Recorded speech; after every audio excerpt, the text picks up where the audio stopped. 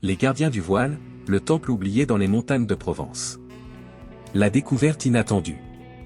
L'aube se levait paresseusement sur les montagnes de Provence, baignant les sommets escarpés d'une lumière dorée qui semblait danser sur la roche calcaire. Le silence de la montagne n'était troublé que par le bruissement du vent dans les pins et le crissement des bottes sur les pierres. Docteur. Marie-Claire Dubois s'arrêta un instant pour reprendre son souffle, ses yeux gris scrutant l'horizon avec une intensité qui trahissait des années de recherche acharnée. Nous y sommes presque, murmura-t-elle, essuyant la sueur de son front avec la manche de sa chemise de randonnée. À 52 ans, elle avait passé plus de la moitié de sa vie à explorer les secrets enfouis dans ces montagnes millénaires. Lucas Beaumont, son assistant de 28 ans, la rejoignit en ajustant son sac à dos. Ses cheveux bruns en bataille et son visage enjoué contrastaient avec le sérieux de leur mission. Les coordonnées correspondent exactement à cet endroit, docteur Dubois. Les relevés géologiques suggèrent une anomalie dans la structure rocheuse juste devant nous. Le professeur Jean-Philippe Moreau, expert en civilisations anciennes et ami de longue date de Marie-Claire, observait la paroi rocheuse avec attention. Son visage buriné par le soleil et le temps reflétait une sagesse acquise au fil de décennies d'études. Les légendes locales parlent d'un lieu sacré dans cette région. Les bergers évitaient cette zone depuis des siècles, prétextant des phénomènes inexplicables. Marie-Claire sortit de son sac une série de photographies anciennes, jaunies par le temps. Ces clichés, pris par mon grand-père en 1938, montrent des symboles qui ne correspondent à aucune civilisation connue. Il était convaincu d'avoir trouvé quelque chose d'extraordinaire, mais la guerre a interrompu ses recherches. Le vent se leva soudainement, faisant frissonner les trois archéologues.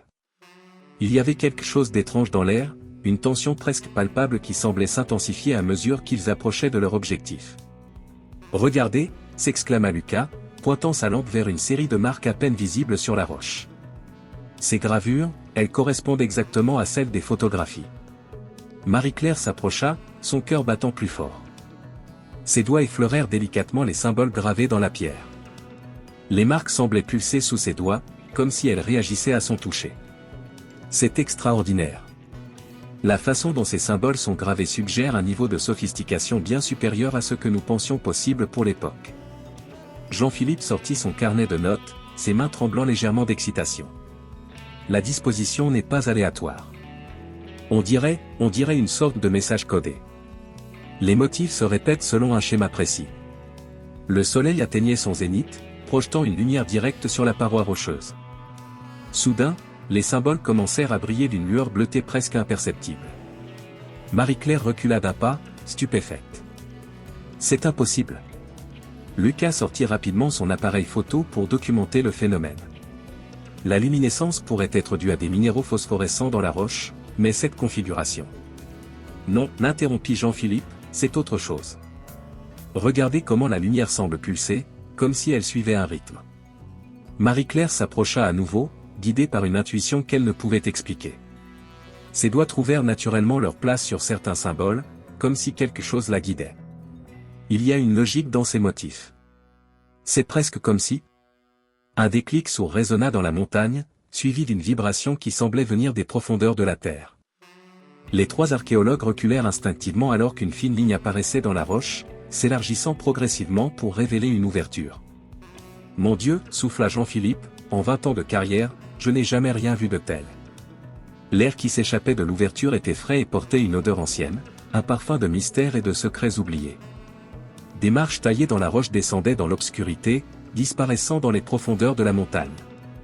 Marie-Claire alluma sa lampe frontale, ses mains tremblant légèrement. Nous devrions prévenir l'université, faire venir une équipe complète. Le temps que les autorisations arrivent, nous aurons perdu des semaines précieuses, argumenta Lucas, son enthousiasme de jeune chercheur prenant le dessus. Et si la porte se referme? Nous pourrions perdre cette découverte pour toujours.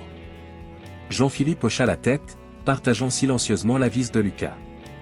Nous pouvons au moins faire une reconnaissance préliminaire.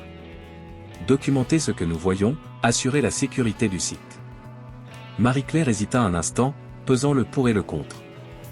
Son instinct de scientifique lui disait de suivre le protocole, mais quelque chose de plus profond, une sorte d'appel qu'elle ne pouvait expliquer, la poussait à explorer immédiatement. D'accord, décida-t-elle finalement. Mais nous restons prudents. Lucas, tu as le matériel d'escalade.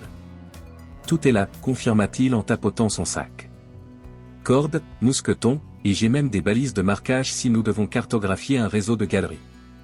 Jean-Philippe, prévient Sophie à la base. Dis-lui où nous sommes et que nous faisons une reconnaissance préliminaire. Demande-lui d'envoyer Sarah avec le matériel photo professionnel dès qu'elle le peut. Pendant que Jean-Philippe passait son appel radio, Marie-Claire et Lucas préparèrent leur équipement. L'excitation de la découverte laissait progressivement place à une concentration professionnelle, chaque geste précis et méthodique. C'est fait, annonça Jean-Philippe en rejoignant ses collègues. Sophie envoie Sarah. Elle devrait nous rejoindre dans 2 heures environ. Marie-Claire acquiesça, puis se tourna vers l'ouverture béante. Les marches semblaient avoir été taillées avec une précision remarquable, défiant le temps. Alors qu'elle dirigeait le faisceau de sa lampe vers les profondeurs, elle remarqua des symboles similaires à ceux de l'entrée, gravés le long des murs du passage. Ces gravures, elles racontent une histoire, murmura-t-elle, fascinée. Regardez comme elles changent progressivement, comme si elles guidaient vers quelque chose. Lucas commença à photographier méthodiquement chaque section des murs, s'assurant de ne rien manquer. Les motifs deviennent plus complexes à mesure qu'ils descendent. C'est comme si un souffle d'air froid remonta soudain du passage, portant avec lui un son étrange, presque musical.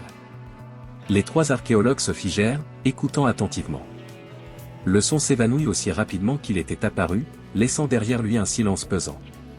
Ce pourrait être un simple phénomène naturel, suggéra Jean-Philippe, mais son ton manquait de conviction. Les courants d'air dans les grottes produisent parfois des sons étranges. Marie-Claire hocha la tête, mais quelque chose dans son expression suggérait qu'elle n'était pas convaincue. Elle fit un premier pas dans le passage, testant la solidité des marches. La pierre était froide sous ses pieds, mais parfaitement stable. Je passe devant, annonça-t-elle. Lucas, tu assures l'arrière. Jean-Philippe, au milieu. Gardez vos lampes allumées et restez vigilants. Alors qu'ils commençaient leur descente, Marie-Claire ne pouvait s'empêcher de penser à son grand-père. Avait-il découvert cet endroit toutes ces années auparavant? Les photographies suggéraient qu'il avait au moins trouvé l'entrée, mais avait-il osé s'aventurer à l'intérieur? Les marches descendaient en spirale, s'enfonçant plus profondément dans la montagne. L'air devenait plus frais, mais étrangement, il n'y avait aucune trace d'humidité sur les murs. Les gravures continuaient leur récit silencieux, devenant de plus en plus élaborés. Après ce qui sembla être une éternité, mais qui n'était probablement qu'une quinzaine de minutes, ils atteignirent un palier. Le passage s'élargissait, donnant sur une petite antichambre. Les murs étaient couverts de fresques extraordinairement bien préservées, représentant des scènes qu'aucun d'entre eux ne parvenait à interpréter. C'est... Lucas cherchait ces mots. C'est comme si nous avions découvert une civilisation entièrement nouvelle. Marie-Claire s'approcha d'une des fresques, étudiant les détails avec attention. Les figures représentées semblaient humaines, mais il y avait quelque chose d'étrange dans leur apparence, une sorte de luminescence qui avait été rendue par l'artiste avec une habileté surprenante. Jean-Philippe photographiait frénétiquement chaque centimètre carré des murs, murmurant pour lui-même en prenant des notes. La technique utilisée pour ces fresques, elle ne correspond à rien de ce que nous connaissons. Les pigments semblent presque vivants. Soudain, Marie-Claire remarqua quelque chose. Au centre de l'antichambre, presque invisible sous la poussière des siècles, se trouvait un symbole gravé dans le sol. Elle s'agenouilla, époussetant délicatement la surface avec un pinceau. Le symbole commença à luire doucement, d'abord à peine perceptible, puis de plus en plus intensément. Une vibration sourde parcourut la pièce, et les fresques sur les murs semblèrent prendre vie, leurs couleurs devenant plus vives, plus réelles. « Reculez !» cria Marie-Claire, mais c'était trop tard. Une onde de lumière explosa du symbole, baignant l'antichambre d'une clarté aveuglante. Pendant un instant qui sembla durer une éternité, les 3 archéologues furent enveloppés dans cette lumière étrange. Puis, aussi soudainement qu'elle était apparue, la lumière s'évanouit. Le silence qui suivit était assourdissant. Marie-Claire cligna des yeux, tentant de retrouver sa vision. Quand elle put enfin voir clairement, elle réalisa que quelque chose avait changé. Les fresques sur les murs semblaient maintenant animées d'une vie propre, et l'air lui-même semblait chargé d'une énergie étrange. « Est-ce que tout le monde va bien ?» demanda-t-elle, sa voix légèrement tremblante. Lucas et Jean-Philippe acquiescèrent, encore sous le choc. Mais avant qu'ils puissent dire quoi que ce soit, un nouveau son emplit l'espace. C'était comme un chant, mais dans une langue qu'aucun d'eux ne connaissait. Il semblait venir de partout et de nulle part à la fois. « Je crois, dit lentement Marie-Claire, que nous venons de trouver quelque chose qui va changer notre compréhension de l'histoire, et peut-être même de la réalité elle-même. Le chant continuait, les enveloppant dans sa mélodie mystérieuse, alors que les fresques sur les murs semblaient raconter une histoire qui attendait depuis des millénaires d'être découverte. L'aventure ne faisait que commencer, et aucun d'entre eux ne pouvait imaginer à quel point cette découverte allait transformer leur vie. Les premiers pas dans l'obscurité. Le chant mystérieux s'était tu, laissant place à un silence lourd de questions sans réponse. Sarah Lambert, la photographe de l'équipe, venait d'arriver sur le site, descendant les marches anciennes avec précaution, son équipement professionnel solidement arrimé à son dos. Ses yeux verts s'écarquillèrent devant le spectacle qui s'offrait à elle dans l'antichambre. C'est absolument extraordinaire, murmura-t-elle, sortant déjà son appareil photo. À 35 ans, Sarah avait documenté des sites archéologiques dans le monde entier, mais jamais elle n'avait rien vu de comparable. Marie-Claire se tenait toujours près du symbole central, son carnet de notes couvert de croquis rapides. Sarah, commence par photographier les fresques. Nous devons documenter chaque détail avant d'aller plus loin. L'air dans l'antichambre semblait vibrer d'une énergie étrange, comme si les murs eux-mêmes pulsaient d'une vie ancienne. Les faisceaux des lampes dansaient sur les fresques, révélant des détails qui semblaient changer subtilement selon l'angle d'observation. Ces pigments sont fascinants, remarqua Jean-Philippe, examinant de près une section particulièrement bien préservée. Ils semblent avoir des propriétés phosphorescentes, mais la technique de fabrication, je n'ai jamais rien vu de tel. Lucas, qui explorait méthodiquement le périmètre de la pièce, s'arrêta soudainement. Docteur Dubois, venez voir ça. Son doigt suivait une ligne de symboles qui semblait former une sorte de texte. Ces caractères, ils semblent raconter une histoire. Marie-Claire s'approcha, ajustant ses lunettes. Les symboles étaient différents de ceux de l'entrée, plus fluides, plus complexes. On dirait une forme d'écriture cursive, mais elle ne correspond à aucun système connu. Sarah photographiait frénétiquement chaque section, ses flashs illuminant brièvement l'espace. Il y a quelque chose d'étrange avec ces fresques, dit-elle en vérifiant ses prises de vue sur l'écran de son appareil. Les couleurs, elles semblent changer légèrement entre chaque photo. Un courant d'air frais traversa soudain l'antichambre, portant avec lui une odeur d'encens et d'herbes anciennes. Les 4 chercheurs se figèrent, tous leurs sens en alerte. Le son distant d'un carillon résonna quelque part dans les profondeurs du temple. Il doit y avoir d'autres chambres, suggéra Lucas, son enthousiasme à peine contenu. Ces passages. Il pointait vers 2 ouvertures jusqu'alors cachées dans l'ombre, qui semblaient s'enfoncer plus profondément dans la montagne. Marie-Claire consulta sa montre. Il est presque midi. Nous devrions établir un camp de base ici avant d'explorer plus loin. Sarah, tu as apporté le matériel de communication ? Oui, répondit la photographe en sortant un équipement sophistiqué de son sac. Mais je dois vous prévenir, le signal est très faible ici. Nous sommes probablement trop profonds sous la roche. Jean-Philippe, qui avait continué son examen des fresques, les appela soudainement. Venez voir. Je crois que j'ai trouvé quelque chose d'important. Son doigt suivait une série d'images qui semblaient former une séquence narrative. Ces figures, elles représentent une sorte de rituel. Les autres se rassemblèrent autour de lui. Les fresques montraient des personnages vêtus de robes fluides, leurs mains tendues vers ce qui ressemblait à un voile de lumière. Des symboles complexes flottaient autour d'eux, similaires à ceux qu'ils avaient vus à l'entrée. Regardez leurs expressions, murmura Sarah, zoomant avec son appareil pour capturer les détails des visages. C'est comme s'ils étaient en transe. Marie-Claire sortit les photographies de son grand-père de son sac, les comparant aux fresques. Il y a une correspondance. Ces symboles, il les avait déjà repérés en 1938. Mais pourquoi n'a-t-il jamais mentionné l'entrée du temple dans ses notes ? Un nouveau courant d'air traversa la pièce, plus fort cette fois, faisant vaciller les flammes de leurs lampes. Le son du carillon revint, plus distinct, accompagné d'un murmure à peine audible. Lucas, qui s'était approché de l'une des ouvertures, appela les autres. Il y a des marches qui descendent. Et regardez.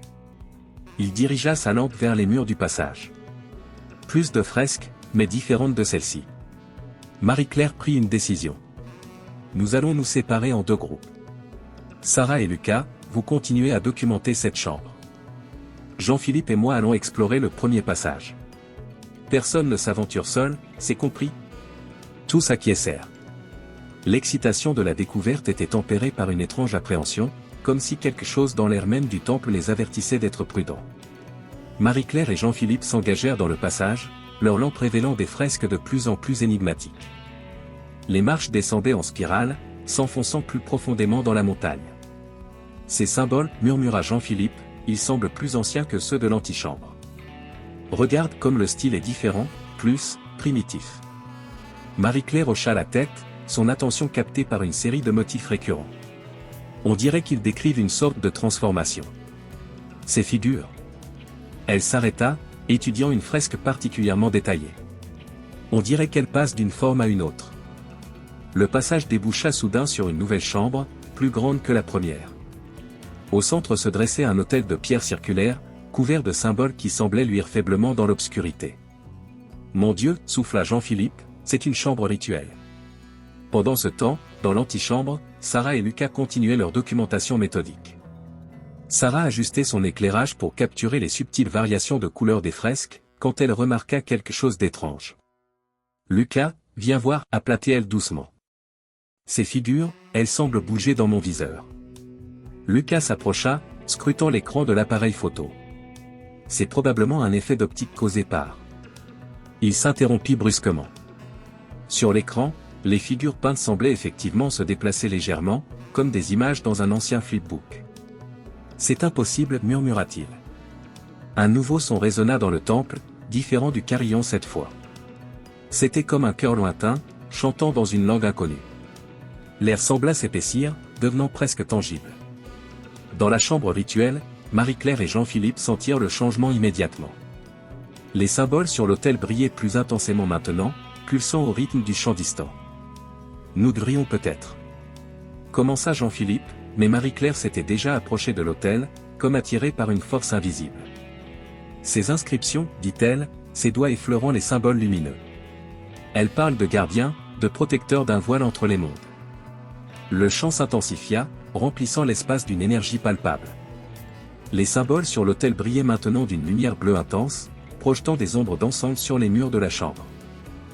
Dans l'antichambre, Sarah et Lucas observaient, fascinés, alors que les fresques semblaient prendre vie sous leurs yeux.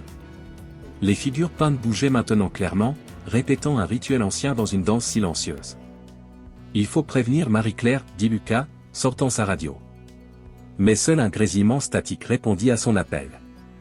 Sarah, son appareil photo toujours en main, capturait frénétiquement la scène extraordinaire qui se déroulait devant eux. C'est comme si le temple se réveillait. Dans la chambre rituelle, Marie-Claire et Jean-Philippe assistaient à un phénomène encore plus étrange. L'air autour de l'autel semblait se distordre, créant ce qui ressemblait à un voile de lumière translucide. Les fresques, murmura Jean-Philippe, elles décrivaient exactement ceci. Marie-Claire sentit une présence derrière eux. Se retournant lentement, elle vit des formes lumineuses se matérialiser dans l'air, prenant l'apparence de silhouettes vaguement humaines. Le chant atteignit son apogée, puis cessa brusquement. Le silence qui suivit était assourdissant. Les formes lumineuses se stabilisèrent, révélant des êtres qui semblaient tissés de lumière pure. L'un d'eux s'avança, sa voix résonnant directement dans leurs esprits, « Vous avez franchi le seuil. Le temple vous a choisi. » Marie-Claire et Jean-Philippe échangèrent un regard. Ils savaient que leur découverte venait de prendre un tournant qui dépassait tout ce qu'ils auraient pu imaginer. Ce n'était plus simplement une exploration archéologique, c'était le début d'un voyage qui allait remettre en question tout ce qu'ils croyaient savoir sur la réalité. Dans l'antichambre, Sarah captura une dernière image avant que son appareil ne s'éteigne inexplicablement. Sur l'écran, la photo montrait clairement les fresques en mouvement, une preuve tangible que ce qu'ils vivaient n'était pas une hallucination collective. Lucas, qui avait continué à prendre des notes, remarqua que ses mains tremblaient légèrement. Qu'est-ce que nous avons découvert exactement ? La réponse à cette question allait bientôt se révéler bien plus extraordinaire et terrifiante qu'aucun d'entre eux n'aurait pu l'imaginer. Le temple ancien gardait encore de nombreux secrets, et ce n'était que le début de leur initiation au mystère des gardiens du voile. Le voile se déchire. Les êtres de lumière se tenaient immobiles devant l'équipe d'archéologues, leur présence emplissant la chambre rituelle d'une énergie presque tangible. Marie-Claire sentait son cœur battre à tout rompre dans sa poitrine, partagée entre l'émerveillement scientifique et une peur primitive face à l'inexplicable. « Nous sommes les gardiens », résonna la voix dans leurs esprits, à la fois ancienne et cristalline. « Nous protégeons l'équilibre entre les mondes depuis des millénaires. » Sarah, qui venait de rejoindre Marie-Claire et Jean-Philippe avec Lucas, serrait son appareil photo contre elle, bien qu'ils refusent toujours de fonctionner. L'être lumineux qui leur parlait semblait tissé de fils de lumière dorée, sa forme changeant subtilement comme une flamme dans le vent. Comment est-ce possible, murmura Jean-Philippe, son scepticisme scientifique luttant contre l'évidence devant ses yeux. L'être de lumière, qui se présenta sous le nom d'Elara, fit un geste gracieux de la main. L'air autour d'eux ondula, et soudain les murs de la chambre semblèrent disparaître, remplacés par des visions d'un autre temps, d'un autre monde. Il y a très longtemps, commença Elara, sa voix accompagnant les images qui se déroulaient autour d'eux, notre monde et le vôtre étaient plus proches, séparés seulement par un voile ténu. Les hommes connaissaient la magie, parlaient aux esprits, marchaient entre les mondes. Les visions montraient des scènes d'une civilisation ancienne, où des êtres humains et des créatures de lumière coexistaient harmonieusement. Marie-Claire reconnut certains des symboles qu'ils avaient vus sur les murs du temple. Mais cette proximité était dangereuse, continua Elara. Certains êtres maléfiques commencèrent à exploiter cette connexion, menaçant l'équilibre des deux mondes. Les images changèrent, montrant des ombres menaçantes et des batailles épiques entre lumière et ténèbres. Lucas prenait frénétiquement des notes, ses mains tremblant légèrement. C'est alors que les premiers gardiens furent choisis, expliqua Elara. Des êtres des deux mondes qui acceptèrent de consacrer leur existence à maintenir l'équilibre, à protéger le voile qui sépare nos réalités. Sarah s'avança d'un pas, fascinée par les visions qui dansaient autour d'eux. Ces fresques dans le temple, elles racontent cette histoire? Oui, confirma Elara. Le temple est plus qu'un simple édifice. C'est un nexus, un point où les deux mondes se touchent. C'est ici que les gardiens ont établi leur sanctuaire. Marie-Claire s'approcha de l'autel central, où le cristal continuait de pulser doucement. Et maintenant? Pourquoi nous révéler tout cela? L'atmosphère dans la chambre changea subtilement, devenant plus lourde, plus urgente. Les autres êtres de lumière s'approchèrent, formant un cercle autour des archéologues. Parce que le voile s'affaiblit, répondit Elara, sa voix teintée d'inquiétude. Nous, les anciens gardiens, nous affaiblissons aussi. De nouveaux protecteurs doivent être choisis. Un tremblement léger secoua le temple, faisant tomber de la poussière du plafond. Jean-Philippe leva les yeux avec inquiétude. Ces secousses, elles sont liées à l'affaiblissement du voile. Oui, confirma Elara. Les barrières entre les mondes deviennent plus minces. Des créatures qui n'appartiennent pas à votre réalité commencent à traverser. Comme pour confirmer ces paroles, un son étrange résonna dans les profondeurs du temple, un cri qui ne ressemblait à rien de connu sur terre. Sarah frissonna, se rapprochant instinctivement des autres. Marie-Claire observait le cristal sur l'autel, qui pulsait maintenant plus rapidement, sa lumière devenant plus intense. Vous nous avez choisis, n'est-ce pas? Ce n'est pas un hasard si nous avons trouvé ce temple. Vos âmes résonnent avec l'ancienne magie, acquiesça Elara. Vous avez le potentiel de devenir les nouveaux gardiens. Mais le choix doit être le vôtre. Lucas, qui était resté silencieux depuis un moment, prit la parole. Qu'est-ce que cela implique exactement? Devenir un gardien? Les visions autour d'eux changèrent à nouveau, montrant des êtres mi-humains, mi-lumière, accomplissant des rituels complexes, manipulant des énergies mystérieuses. Vous serez transformé, expliqua Elara. Ni complètement humain, ni complètement esprit. Vous aurez le pouvoir de voir au-delà du voile, de le renforcer, de protéger l'équilibre entre les mondes. Un nouveau tremblement, plus fort cette fois, secoua le temple.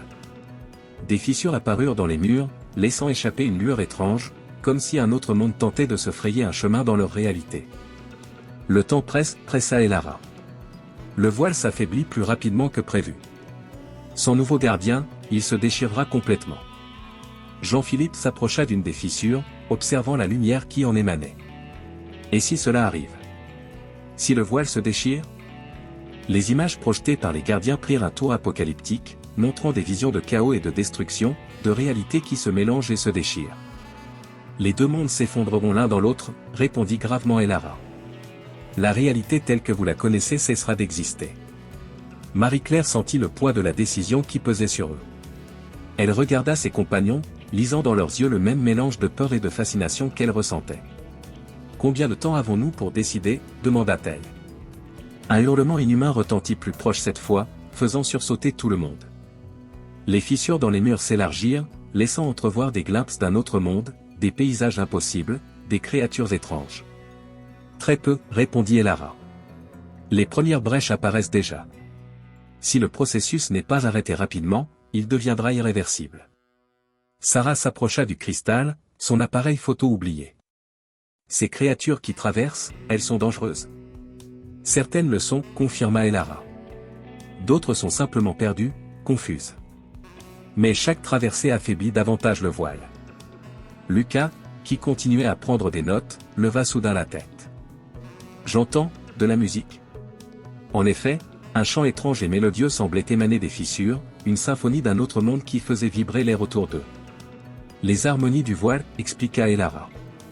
Quand il s'affaiblit, la musique des sphères devient audible dans votre monde. Marie-Claire s'approcha de l'autel, ses doigts effleurant la surface du cristal pulsant. Une sensation étrange parcourut son corps, comme un courant électrique mais agréable. Si nous acceptons, dit-elle lentement, que deviendront nos vies? Nos travaux, nos recherches? Vous pourrez maintenir une apparence de vie normale, répondit Elara. Mais votre véritable mission sera ici, à protéger l'équilibre. C'est un engagement pour l'éternité. Jean-Philippe s'avança, son visage reflétant un conflit intérieur. L'éternité, c'est un très long moment.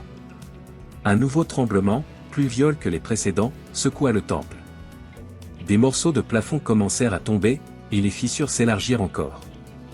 Le choix doit être fait maintenant, pressa Elara. Le voile ne tiendra plus très longtemps sans nouveau gardien. Marie-Claire regarda ses compagnons. Sarah, dont les yeux brillaient d'une détermination nouvelle. Lucas, partagé entre la peur et l'excitation de la découverte. Jean-Philippe, le scientifique sceptique confronté à l'impossible. Commença Marie-Claire, mais elle fut interrompue par un bruit assourdissant. Une partie du mur venait de s'effondrer, révélant un portail chatoyant vers un autre monde. Des formes sombres commençaient à se mouvoir de l'autre côté. Décidez maintenant, insista Elara, sa voix plus urgente que jamais.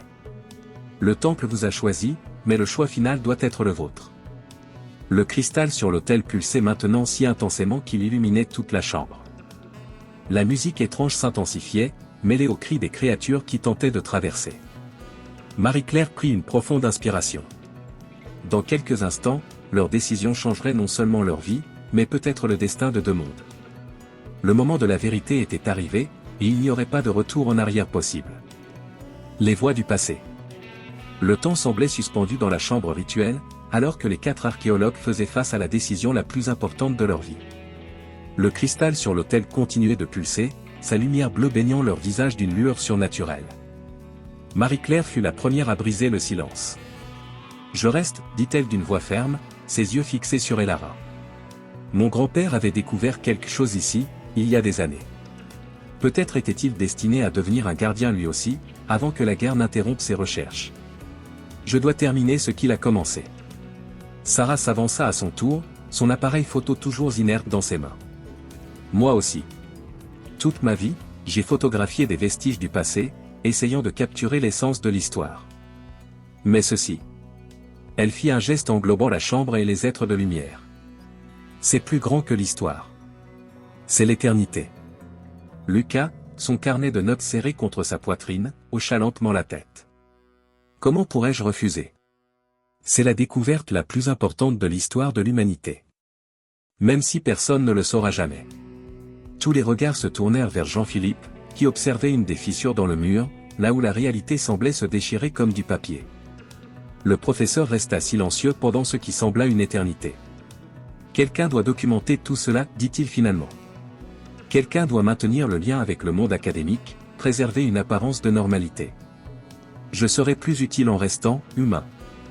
Elara inclina légèrement la tête, comme si elle s'attendait à cette réponse. Le choix est sage. Chaque rôle est important dans l'équilibre que nous devons maintenir. Les autres êtres de lumière s'approchèrent, formant un cercle autour de Marie-Claire, Sarah et Lucas. L'air dans la chambre devint plus dense, chargé d'une énergie ancienne qui faisait dresser les cheveux sur la nuque. Le rituel de transformation doit commencer immédiatement, annonça Elara. Jean-Philippe, vous devrez être témoin. Ce que vous allez voir ce soir devra rester secret, mais votre présence est nécessaire pour maintenir l'ancrage avec le monde physique. La musique étrange qui émanait des fissures s'intensifia, se transformant en une mélodie complexe qui semblait résonner directement dans leurs os. Le cristal sur l'autel brillait maintenant si intensément qu'il était presque impossible de le regarder directement. Avant de commencer, dit Elara, vous devez comprendre ce qui vous attend. La transformation n'est pas seulement physique. Vos esprits s'ouvriront à des réalités que les humains ne sont pas censés percevoir. Vous entendrez les voix du passé, les échos des mondes parallèles. Ce ne sera pas facile. Marie-Claire sentit un frisson parcourir son corps. Les voix du passé. Est-ce pour cela que nous entendions des chants depuis notre arrivée? Ce que vous entendiez n'était qu'un murmure, répondit Elara. Une fois transformé, vous percevrez l'intégralité de la symphonie des mondes. Chaque lieu, chaque objet, chaque être vivant résonne avec sa propre mélodie. L'harmonie de ces sons est ce qui maintient l'équilibre du voile. Sarah ferma les yeux, écoutant attentivement la musique qui emplissait la chambre.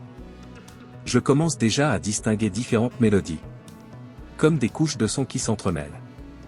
Votre sensibilité artistique sera un atout précieux, dit Elara. Chaque gardien apporte ses propres talents, sa propre façon de percevoir et de maintenir l'équilibre. Lucas, qui n'avait pas cessé de prendre des notes, leva la tête. Et nos recherches?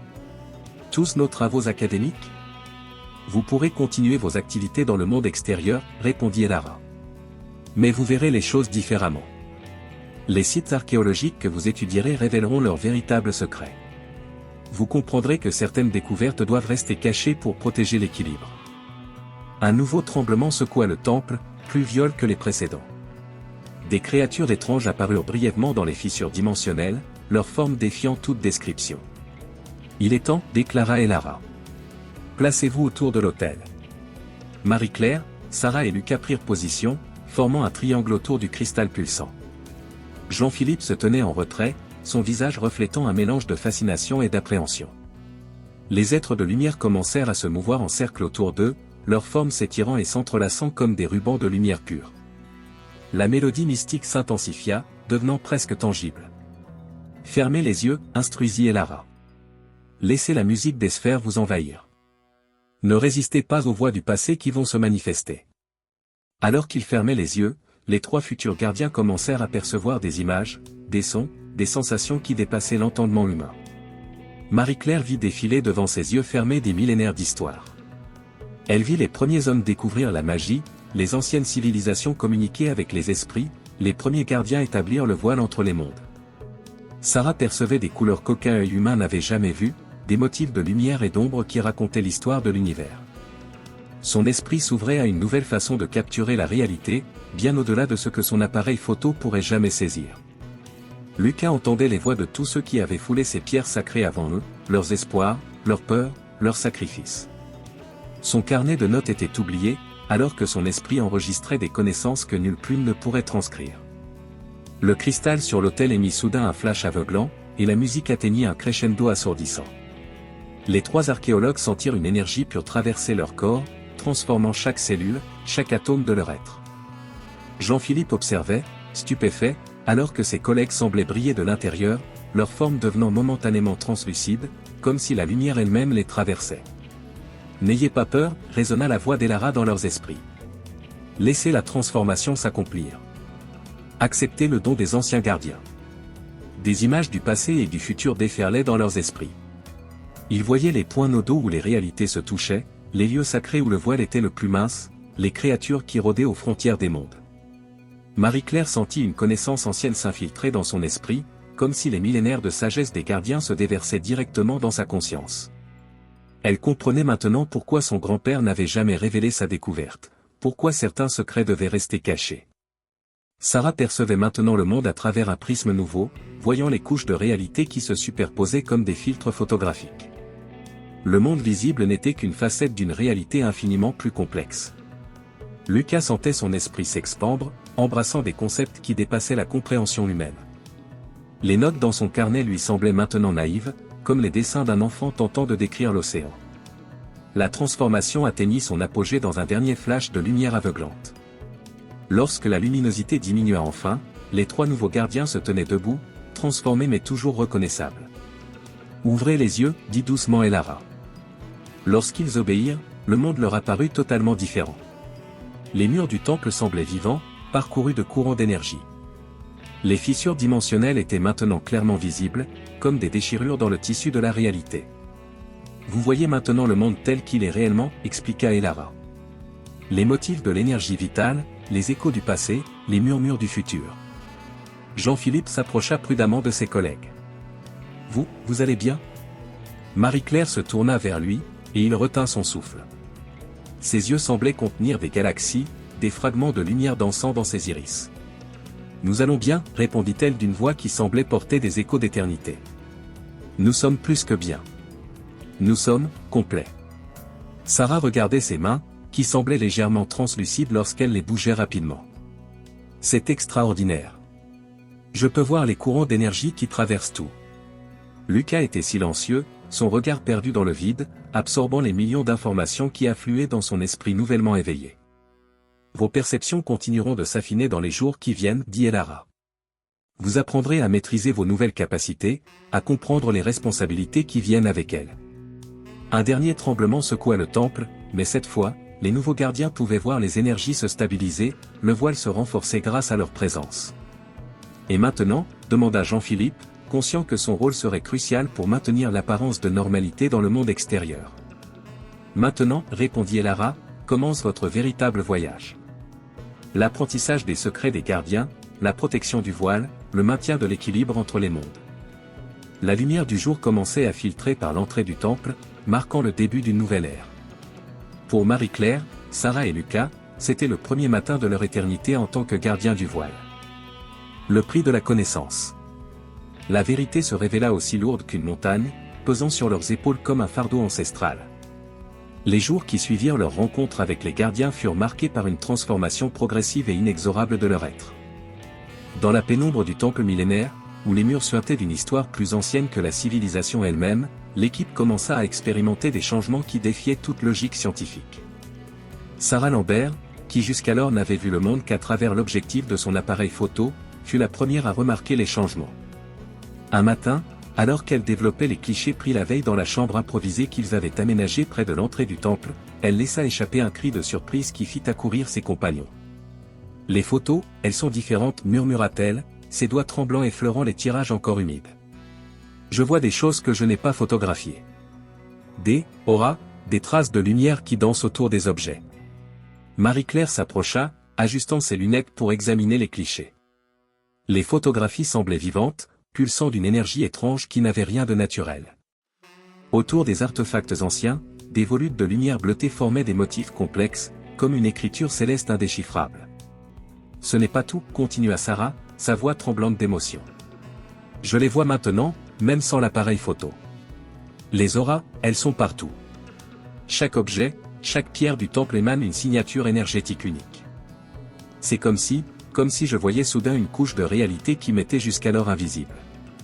Lucas, qui était resté silencieux depuis l'aube, s'avança dans la lumière filtrant par une fente du plafond. Ses yeux, habituellement vifs et curieux, portaient maintenant les cernes profonds de plusieurs nuits d'insomnie. Les rêves ont commencé, dit-il simplement, s'asseyant lourdement sur un bloc de pierre. Au début, je pensais que c'était juste le stress, l'excitation de notre découverte. Mais chaque nuit, ils deviennent plus clairs, plus réels. Marie-Claire l'encouragea doucement à continuer, posant une main réconfortante sur son épaule.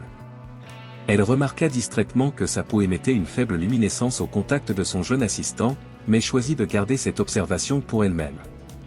Ce sont des voix, reprit Lucas, fermant les yeux comme pour mieux se rappeler. Des centaines, peut-être des milliers de voix. Elles parlent dans des langues que je n'ai jamais entendues, mais que je comprends parfaitement dans mes rêves. Elles racontent l'histoire de ce lieu, des gardiens, des époques oubliées où la frontière entre les mondes était plus perméable. Jean-Philippe, qui prenait frénétiquement des notes depuis le début de la conversation, intervint. Ces expériences, elles doivent avoir une explication rationnelle.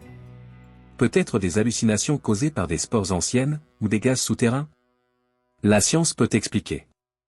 Mais sa voix s'étrangla dans sa gorge lorsque Marie-Claire leva ses mains devant elle. Une douce lueur argentée émanait de ses paumes, formant des motifs similaires à ceux observés sur les photographies de Sarah. La science que nous connaissons, Jean-Philippe, dit-elle doucement, n'est peut-être qu'une fraction de la réalité. Regardez mes mains.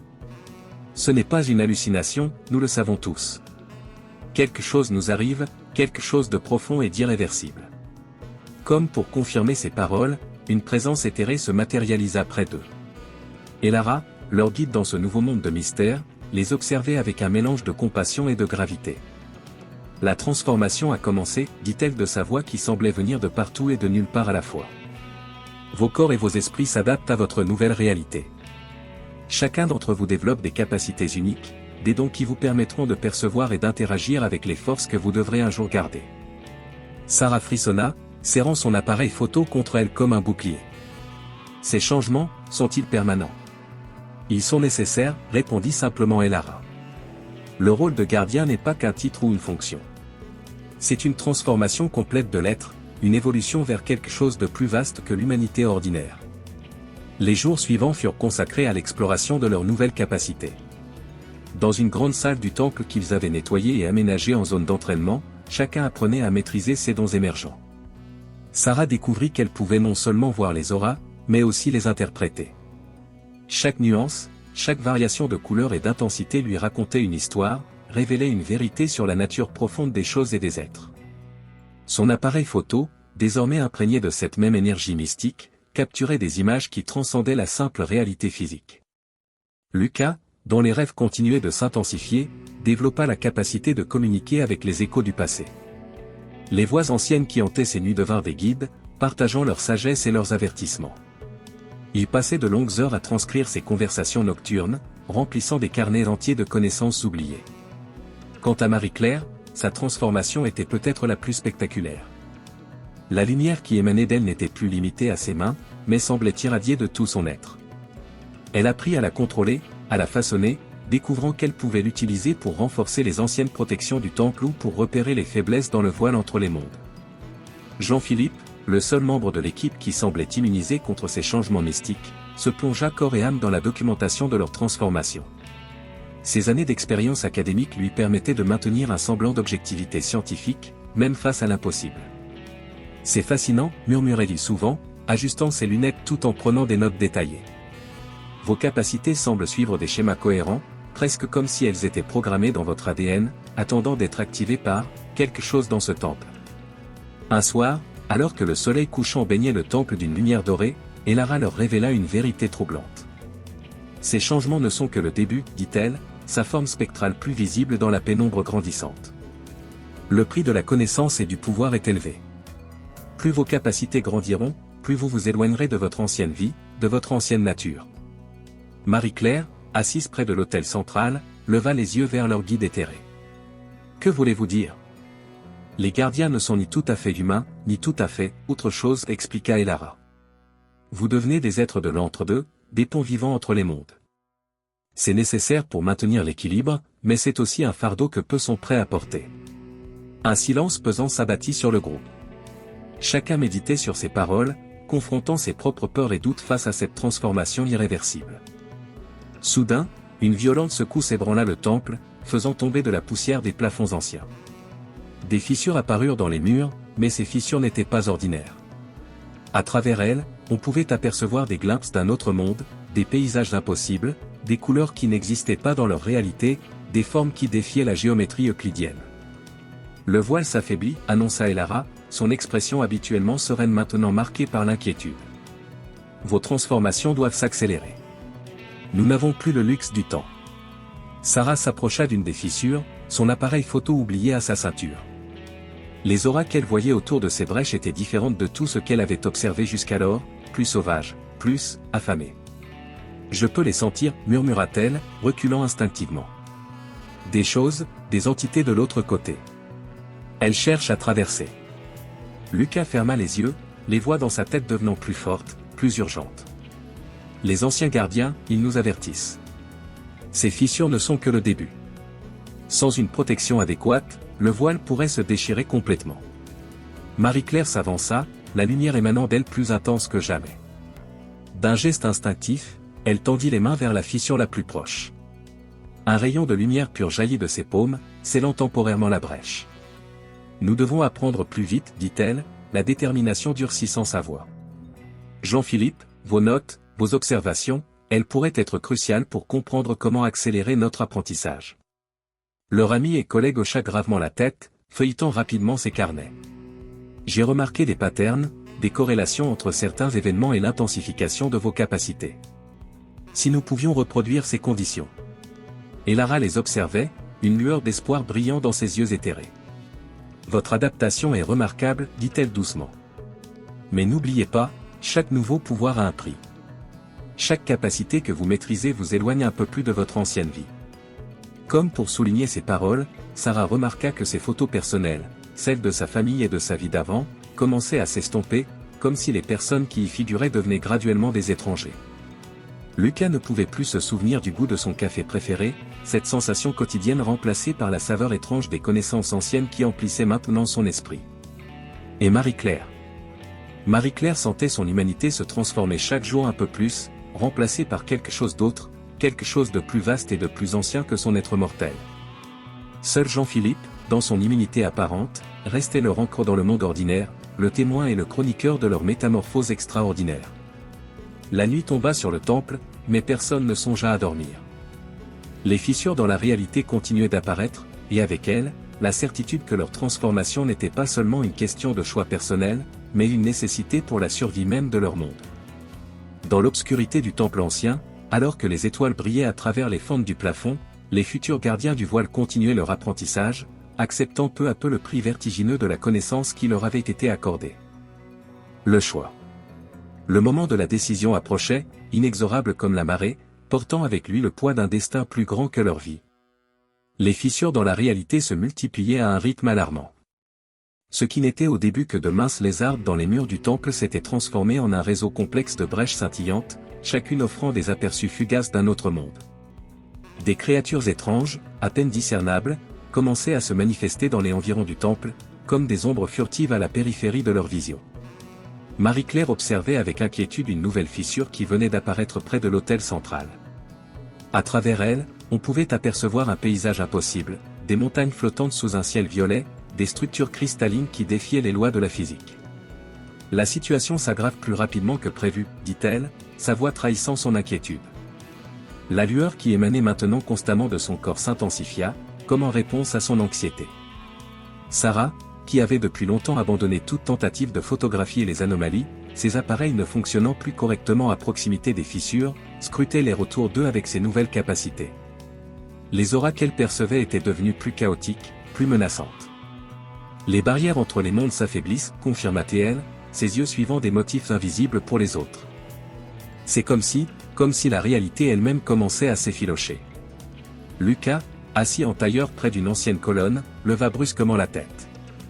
Les voix qui habitaient maintenant ses rêves le poursuivaient même éveillé, un cœur constant d'avertissement et de prophétie. Les anciens gardiens, murmura-t-il, son regard distant.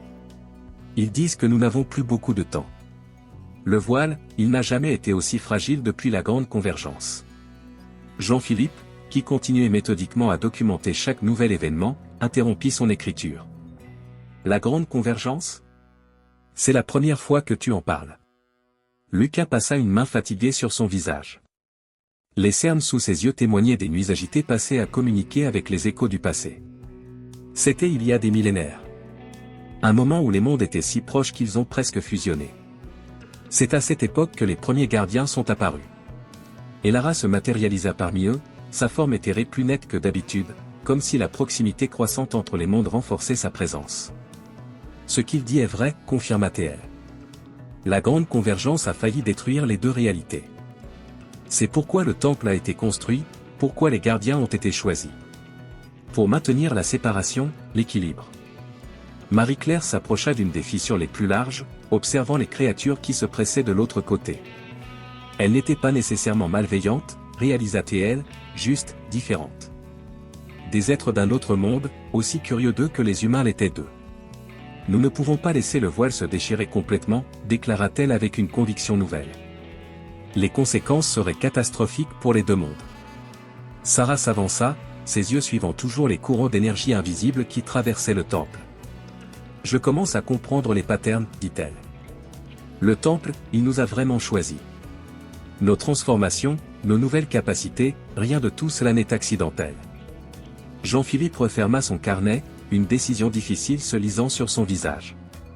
Depuis des semaines, il avait observé ses amis changer, se transformer en quelque chose qui dépassait l'entendement humain. Lui seul était resté inchangé, comme s'il devait rester ancré dans le monde ordinaire. Je retournerai informer le monde académique, annonça-t-il finalement. Pas de tout, bien sûr. Mais suffisamment pour que votre disparition ne déclenche pas de recherche importante. Quelqu'un doit documenter tout ceci, préserver une trace de ce qui s'est réellement passé ici. Un silence pesant suivit sa déclaration. Chacun comprenait les implications de ses paroles. S'ils acceptaient leur rôle de gardien, ils devraient abandonner leur ancienne vie, leur famille, leur carrière. Lucas se leva lentement, les voix dans sa tête momentanément silencieuses, comme si elles attendaient sa décision. Alors, c'est ça? Nous prenons leur place. Nous devenons les nouveaux gardiens? Et Lara les observait avec une expression indéchiffrable. Le choix doit être fait librement, dit-elle. Mais sachez que ce n'est pas un rôle que vous pourrez abandonner. Une fois le processus de transformation complété, il n'y aura pas de retour possible. Marie-Claire regarda ses compagnons. Sarah, dont les yeux voyaient maintenant bien au-delà du monde visible. Lucas, dont l'esprit était devenu un pont entre le présent et le passé. Et Jean-Philippe, leur dernier lien avec le monde qu'ils s'apprêtaient à quitter. Nous avons déjà commencé à changer, dit-elle doucement. Je ne suis pas sûr que nous puissions revenir en arrière, même si nous le voulions. Une nouvelle secousse ébranla le temple, plus violente que les précédentes. Des fragments de pierre tombèrent du plafond, et plusieurs nouvelles fissures apparurent dans les murs. À travers elles, les créatures de l'autre monde devenaient plus audacieuses, certaines tentant même de franchir la barrière de plus en plus ténue entre les réalités. Le temps presse, avertit Elara. Le voile s'affaiblit rapidement. Sans gardien pour le maintenir, il finira par céder complètement. Sarah posa son appareil photo, ce fidèle compagnon qui avait documenté tant de découvertes archéologiques au fil des ans. Maintenant, ses yeux étaient devenus son véritable outil, capable de voir des vérités que nul appareil ne pourrait jamais capturer. Je suis prête, dit-elle simplement.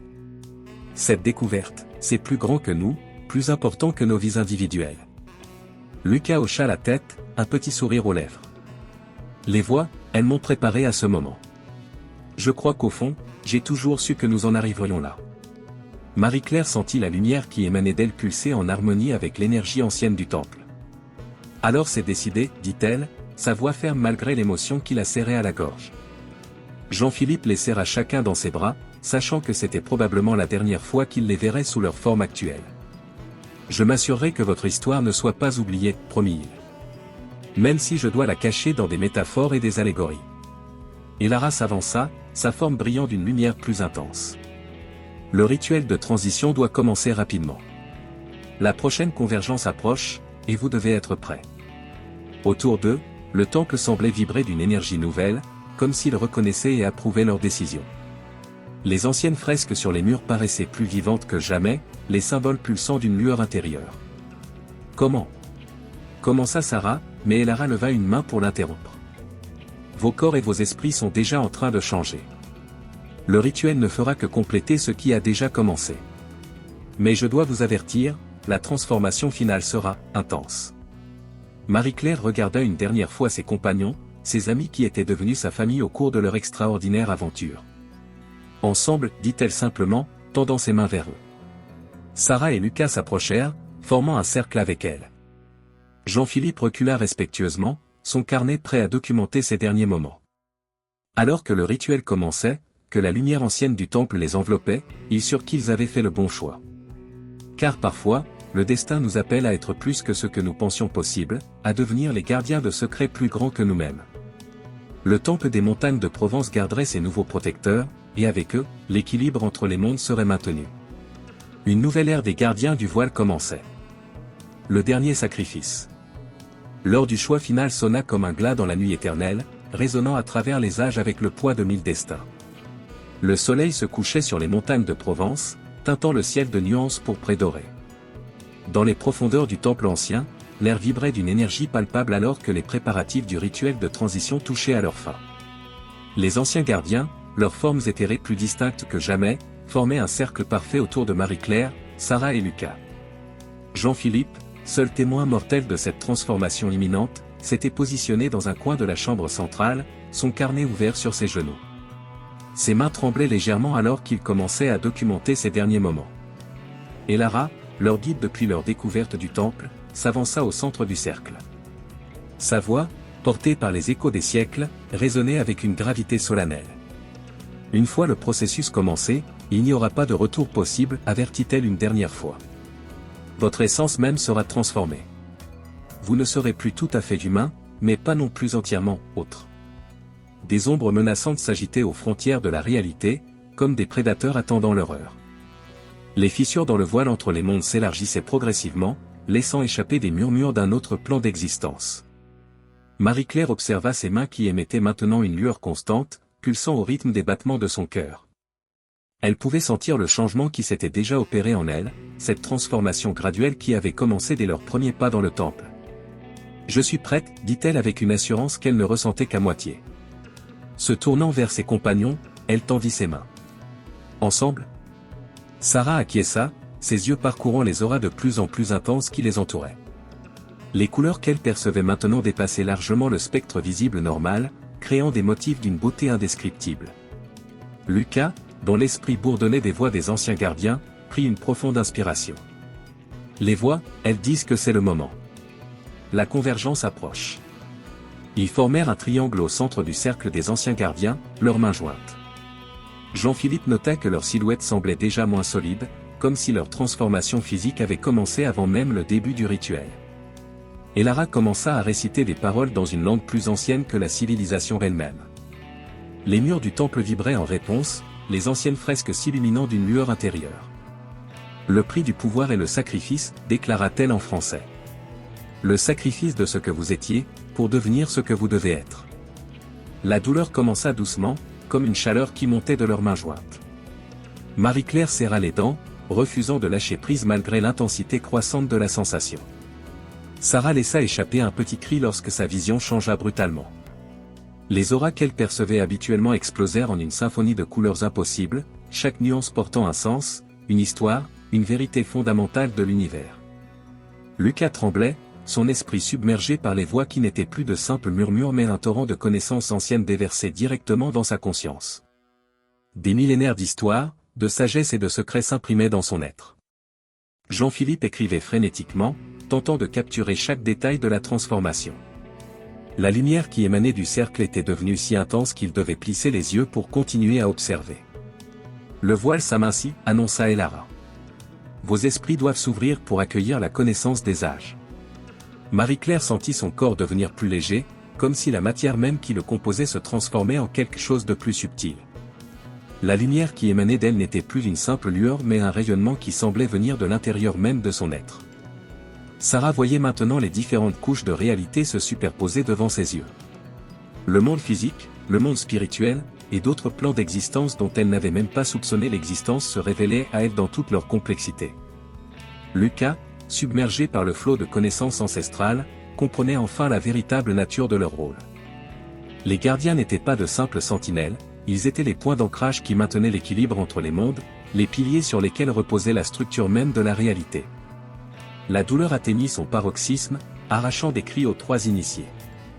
Leurs formes commencèrent à scintiller, devenant par moments aussi transparentes que celles des anciens gardiens qui les entouraient. N'abandonnez pas, encouragea Elara. Le moment le plus difficile précède toujours la transformation finale. Jean-Philippe, les larmes aux yeux, regardait ses amis se transformer. Leur corps semblait maintenant composé de pure lumière, leurs traits humains à peine reconnaissables sous le rayonnement intense qui émanait d'eux. Les ombres qui rôdaient aux frontières de la réalité s'agitaient de plus en plus, sentant peut-être que le moment était critique. Quelques-unes tentèrent de franchir les fissures, mais les anciens gardiens maintinrent leur cercle protecteur. Le voile doit tenir, murmura Elara. Juste un peu plus longtemps. Marie-Claire sentit quelque chose céder en elle, comme une dernière barrière qui se brisait. Ses souvenirs d'une vie normale, d'une existence ordinaire, commencèrent à s'estomper, remplacés par une compréhension plus vaste de l'univers et de sa place en son sein. Sarah ne voyait plus le monde comme avant. Chaque particule de l'existence était maintenant visible pour elle, chaque fil du tissu de la réalité révélé dans sa splendeur complexe. Son ancien métier de photographe lui semblait maintenant terriblement limité face à cette nouvelle perception. Lucas accueillait les dernières vagues de connaissances anciennes, son esprit s'expandant pour accommoder des siècles de sagesse. Les voix n'étaient plus distinctes mais fusionnaient en une seule conscience collective dont il faisait maintenant partie. Un dernier éclair de lumière aveuglante illumina la chambre, forçant Jean-Philippe à détourner le regard. Lorsqu'il put enfin rouvrir les yeux, ses amis avaient changé. Leur forme était à nouveau visible, mais différente, plus itérée. Marie-Claire fut la première à parler, sa voix portant maintenant des échos d'une sagesse ancienne. C'est indescriptible, murmura-t-elle, observant sa nouvelle forme avec émerveillement. Sarah acquiesça, ses yeux brillant d'une lueur surnaturelle. Je peux voir tout. Les connexions entre toutes choses, les fils qui maintiennent la réalité unie. Lucas semblait plus serein que jamais, les voix dans sa tête maintenant parfaitement intégrées à sa conscience. Nous sommes les gardiens, dit-il simplement, comme si ces mots contenaient toute la vérité de l'univers. Et Lara s'approcha des nouveaux gardiens, sa forme commençant déjà à s'estomper. Notre tâche est accomplie, dit-elle. Le temple a ses nouveaux protecteurs. Les anciens gardiens commencèrent à se dissiper, leur forme se fondant dans l'éther. Avant de disparaître complètement, Elara se tourna une dernière fois vers eux. Le voile est votre responsabilité maintenant. Protégez-le bien. L'équilibre entre les mondes repose entre vos mains. Jean-Philippe s'approcha de ses amis transformés, son carnet serré contre sa poitrine. Vous êtes magnifique, dit-il, la voix tremblante d'émotion. Marie-Claire lui sourit, un sourire qui contenait à la fois de la tristesse et de la sagesse. Notre histoire doit être préservée, Jean-Philippe.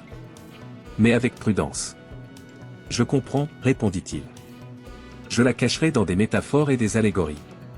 Le monde n'est peut-être pas prêt pour la vérité complète. Sarah s'approcha d'une des fissures dans la réalité, ses nouveaux pouvoirs lui permettant de commencer à la refermer. Nous avons du travail, dit-elle. Le voile a besoin d'être réparé. Lucas hocha la tête, ses nouvelles connaissances lui montrant exactement ce qui devait être fait. Le temple nous guidera. Il fait partie de nous maintenant, comme nous faisons partie de lui. Jean-Philippe les regarda une dernière fois, gravant leur nouvelle forme dans sa mémoire. Il savait que c'était probablement la dernière fois qu'il les verrait ainsi. Son rôle était maintenant de retourner dans le monde et de préserver leur histoire, tout en les protégeant des recherches qui ne manqueraient pas d'être lancées après leur disparition. Au revoir, mes amis, dit-il doucement, se dirigeant vers la sortie du temple. Les nouveaux gardiens le regardèrent partir, sachant que leur ancienne vie partait avec lui. Mais ils ne ressentaient pas de regret. Leur transformation était complète, leur destin accepté. Dans les montagnes de Provence, le temple ancien avait trouvé ses nouveaux protecteurs. Et tandis que le soleil se couchait sur leur ancienne vie, une nouvelle ère commençait pour les gardiens du voile. L'aube d'une nouvelle ère. Le soleil se leva sur un monde changé, mais préservé, tandis que les nouveaux gardiens veillaient sur l'équilibre fragile entre les réalités. Un an s'était écoulé depuis cette nuit fatidique où 3 archéologues étaient devenus les nouveaux gardiens du voile. Dans son bureau à l'université, le professeur Jean-Philippe Moreau mettait la dernière main à son rapport final, un document soigneusement codé qui préserverait l'histoire de ses amis tout en les protégeant des regards trop curieux. Ses doigts s'arrêtèrent un instant au-dessus du clavier, tandis qu'il cherchait les mots justes pour décrire ce qui ne pouvait être décrit ouvertement. L'histoire officielle parlerait d'un temple ancien découvert dans les montagnes de Provence, d'artefacts mystérieux, et d'une équipe d'archéologues qui avait mystérieusement disparu, préférant garder leur découverte secrète. Les structures architecturales suggèrent une civilisation avancée dont les traces ont été largement effacées de l'histoire connue, écrivit-il, sachant que ces mots ne représentaient qu'une infime partie de la vérité. Les symboles et motifs découverts présentent des similitudes troublantes avec d'autres sites anciens à travers le monde, suggérant un réseau de connaissances plus vaste que précédemment supposé. Dans les montagnes, loin des regards indiscrets, le temple continuait sa veille éternelle. Mais il n'était plus silencieux ni abandonné. 3 nouvelles présences habitaient ces couloirs ancestraux, gardiens d'un secret plus grand que l'histoire elle-même. Marie-Claire, dont la forme éthérée brillait maintenant d'une lumière constante, patrouillait les corridors du temple avec une grâce surnaturelle. Sa transformation l'avait rendue plus sensible aux fluctuations du voile entre les mondes. Chaque perturbation, chaque tentative de passage non autorisé résonnait dans son être comme une note discordante dans une symphonie cosmique. Une nouvelle fissure se forme près de la chambre et, annonça-t-elle à ses compagnons, sa voix portant des échos d'une sagesse millénaire. Sarah, dont les yeux voyaient maintenant bien au-delà du spectre visible, se matérialisa à ses côtés.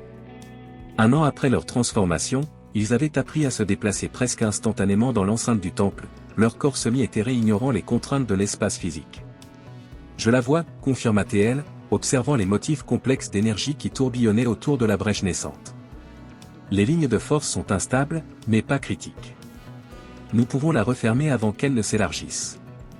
Lucas émergea d'une ombre proche, les voix ancestrales dans son esprit murmurant des conseils et des avertissements. Sa connexion avec les anciens gardiens s'était approfondie au fil des mois, transformant le chaos initial des voix en une source précieuse de sagesse et de guidance. Les anciens disent que ces perturbations suivent un cycle, expliqua-t-il, ses yeux brillant d'une lueur surnaturelle. Nous approchons d'un point où le voile devient naturellement plus fin. Comme lors des changements de saison, mais à une échelle cosmique. Ensemble, ils entreprirent de réparer la fissure. Leur pouvoir combiné créait une harmonie parfaite. Marie-Claire stabilisait la structure du voile avec sa lumière, Sarah identifiait les points faibles grâce à sa vision augmentée, et Lucas guidait leurs efforts grâce aux connaissances ancestrales qui coulaient en lui. Le travail des gardiens ne se limitait pas à la réparation des fissures. Au fil des mois, ils avaient découvert que leur rôle était bien plus complexe et nuancé qu'ils ne l'avaient initialement imaginé. Parfois, des créatures de l'autre côté cherchaient à communiquer, non pas pour envahir ou détruire, mais pour partager des connaissances ou demander de l'aide. Ces interactions délicates nécessitaient tout leur discernement et leur sagesse nouvellement acquise. « Vous vous souvenez de notre première rencontre avec les voyageurs ?» demanda Sarah, alors qu'ils terminaient de sceller la fissure. Marie-Claire sourit, un geste qui faisait onduler la lumière autour d'elle. Comment l'oublier? Nous étions encore si nouveaux dans nos rôles, si incertains. Les voyageurs étaient des entités de l'autre côté qui, comme eux, cherchaient à maintenir l'équilibre entre les mondes. Leur rencontre avait marqué un tournant dans la compréhension de leur mission. Lucas s'assit sur un bloc de pierre ancien, ses doigts traçant distraitement les symboles gravés à sa surface. Les voix m'avaient prévenu de leur arrivée, mais rien n'aurait pu nous préparer à cette première conversation transdimensionnelle. Leur vie avait changé de façon qu'ils n'auraient jamais pu imaginer. Le temps lui-même semblait s'écouler différemment dans le temple.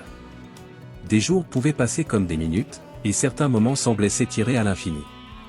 Jean-Philippe doit déposer son rapport final aujourd'hui, dit Marie-Claire, son regard distant comme si elle pouvait voir à travers les murs de la montagne jusqu'à l'université. Sarah hocha la tête. Il a été un gardien à sa manière, protégeant notre secret tout en préservant notre histoire. Leur ancien collègue avait habilement détourné les questions sur leur disparition, suggérant des pistes de recherche qui menaient délibérément dans de mauvaises directions. Son rapport final était un chef-d'œuvre de subtilité, cachant la vérité en plein vue sous des couches de jargon académique et d'hypothèses prudentes. Les randonneurs sont de plus en plus nombreux dans la région, observa Lucas. Les voix dans sa tête murmuraient des suggestions pour maintenir le temple caché. En effet, leur présence avait commencé à attirer l'attention, bien qu'indirectement.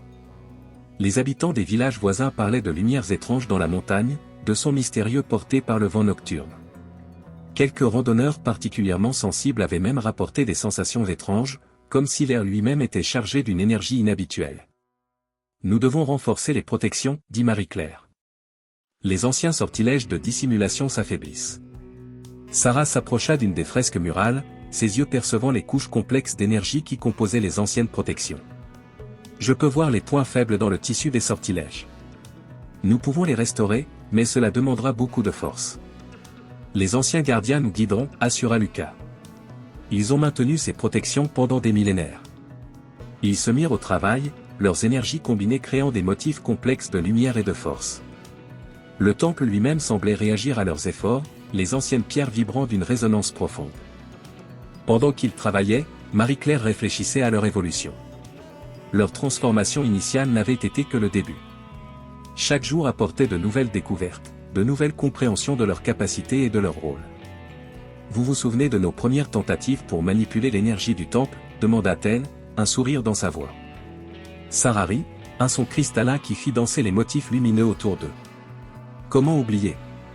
J'ai failli créer un portail par accident en essayant simplement d'allumer une lumière. Les anciens trouvaient cela très divertissant, ajouta Lucas, partageant l'hilarité des voix dans sa tête. Leur apprentissage avait été intense, parfois frustrant, mais toujours fascinant. Chaque jour apportait de nouvelles révélations sur la nature de leur existence et sur les responsabilités qui leur incombaient. Le soleil commençait à décliner, ses rayons filtrant à travers les ouvertures savamment dissimulées du temple. La lumière naturelle se mêlait à leur propre rayonnement, créant des motifs complexes sur les murs anciens.